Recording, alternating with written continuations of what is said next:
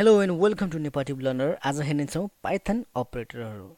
So फर्स्टमा चाहिँ आज हेर्नेछौँ हामी एरिथमेटिक अपरेटर। सो सिम्पल रहेको छ, त्यस्तो गाह्रो केही पनि छैन। मैले चाहिँ कमेन्ट गरेको छु, कमेन्ट कसरी गर्ने भनेर चाहिँ ह्याज तपाईँले चाहिँ हो क्लिक गर्नु होला कमेन्ट गर्नलाई। सो कमेन्टले चाहिँ तपाईँको कोडहरू चाहिँ इग्नोर गरिदिन्छ हैन। र अब चाहिँ फर्स्टमा एरिथमेटिक अपरेटर भन्नाले चाहिँ तपाईँको प्लस फर्स्टमा हुन्छ एडिसन, जस्तै कि ए डाइरेक्ट पनि गर्दा हुन्छ। प्रिन्ट गरौँ 10 प्लस 10, ओके। कन्ट्रोल एस गरौँ। मैले चाहिँ तपाईँले पनि सेभ गर्नु होला अथवा कुनै पनि जहाँ पनि सेभ गर्न सक्नुहुन्छ तपाईँले। अनि म रन गर्न चाहन्छु F5 दबाएर, अथवा तपाईँ यहाँ पनि गर्न सक्नुहुन्छ। 20 आयो। सो यो चाहिँ एडिसन भइगयो।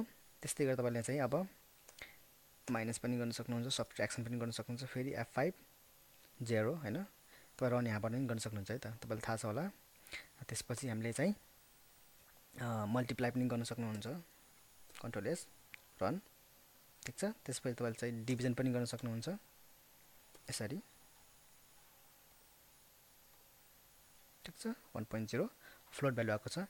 र यहाँ चाहिँ मोडुलस, जस्तै कि अर्को कुरा, जस्तै कि 10 मोडुलस 2 गर्नुभयो भने तपाईँले चाहिँ के पाउनुहुन्छ, 0 भनेको यसले चाहिँ मोडुलस के दिन्छ तपाईँलाई, रिमाइन्डर दिन्छ। जस्तै कि 11 गरौँ, control S run.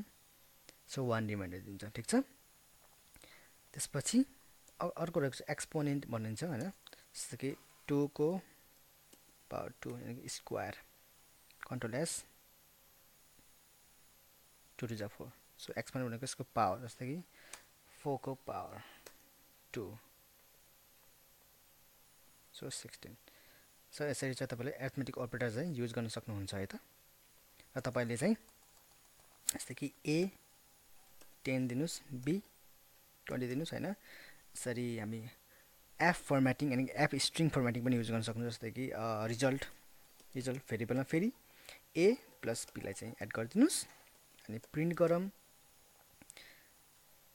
कोटेसनभित्र the result is भनेर कर्ली ब्र्याकेटभित्र यसलाई प्यारेन्थेसिस बन्द गरिदिनुस्। र तपाईँले यहाँ चाहिँ रिजल्ट लेख्न सक्नुहुन्छ। र अहिले चाहिँ यसरी गर्नुमा त यसले चाहिँ एरर दिन्छ। सो हामीले चाहिँ एफ स्ट्रिङ युज गर्नुपर्ने हुन्छ। यहाँ चाहिँ एफ लेख्नुभयो भने कन्ट्रोल एस गर्नुहोस् अनि रन गर्नुहोस्, द रिजल्ट इज 30, ठिक छ। तपाईँले यसलाई पनि, यो भेरिएबललाई पनि यहाँ लेख्न सक्नुहुन्छ। जस्तै कि द हैन एडिसन अफ गरेर, एडिसन अफ ए यानि कि एमा चाहिँ के छ तपाईँको 10 छ, कता गयो, ठिक छ है। र the addition of A and addition of B यानि कि भेरिएबललाई चाहिँ तपाईँले कर्ली ब्र्याकेटभित्र लेख्नुपर्ने हुन्छ। The addition of A and B भनेको 10 र 20 इज, कन्ट्रोल एस गर्नुहोस्, रन गर्नुहोस्, ठ्याक्कै अलिकति मिनिङफुल तपाईँको रिजल्ट आउँछ। The addition of 10 and addition of 20 is 30। So यसरी चाहिँ तपाईँले प्लस पनि गर्न सक्नुहुन्छ, माइनस पनि गर्नुहुन्छ। यसलाई भनिन्छ एरिथमेटिक अपरेटर। सो यो भिडियो अलिकति लामो हुन्छ। अर्को भिडियोमा चाहिँ हामी हेर्नेछौँ असाइनमेन्ट अपरेटर। सो आजलाई यति नै, थ्याङ्क यू सो मच।